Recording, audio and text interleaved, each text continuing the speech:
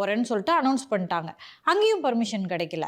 இதெல்லாம் நம்ம சொல்லும்போது வன்மம் ஸ்டார்ட்ஸ் ஹியர்னு சொல்கிறாங்க. நம்ம உண்மையை தானே சொல்கிறோம். இவங்களுக்கு ஏன் அது வன்மமாக தெரியுது? வன்மத்தை இப்போ ஸ்டார்ட் பண்ணுறேன். எப்போதுமே உங்கள் நிகழ்ச்சியில் உட்காந்து வன்மத்தை எப்படி நீங்கள் கொட்டுறீங்கன்னா, எடப்பாடி பிரச்சாரம் பண்ணுறாரு, திமுக பூத் ஒர்க்கை பார்க்குது, கட்சிக்காரங்களை சந்திக்கிறாரு, உதயநிதி மாநாடு நடத்துகிறாரு, நயினார் ஊர் ஊராக போய் பிரச்சாரம் பண்ணிகிட்ருக்காரு. இவங்க என்னங்க பண்ணுறாங்க? தீபாவளி பொங்கலுக்கு தான் இவங்க அரசியல் பண்ணுறாங்கன்னு ஒரு விமர்சனம் வைக்கிறீங்களா? வன்மத்தை கொட்டுறீங்களா? விமர்சனம் இல்லை, வன்மத்தை கொட்டுறீங்களா?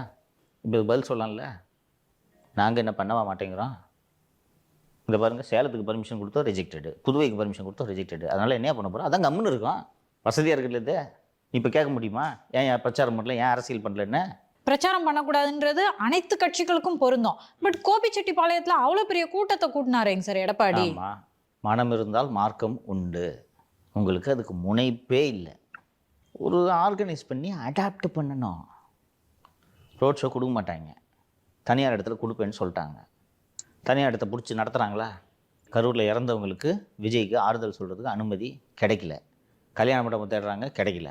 சரி, ரெண்டையும் செட் ஆகாது. ஆதவ் தலைமையில், அவர் தானே துட்டு கொடுக்குறாரு, ஆதவ் தலைமையில் தாவேக்க குழு 41 குடும்பங்களையும் சென்று நேரடியாக கொடுக்குன்ட்டு இதையே ஒரு நிகழ்ச்சியாக பண்ணியிருக்கலாமா? குறைஞ்சபட்சம் ஆதவத்தை இன்சிஸ்ட் பண்ணியிருக்கலாம்ல சார். ஏன்னா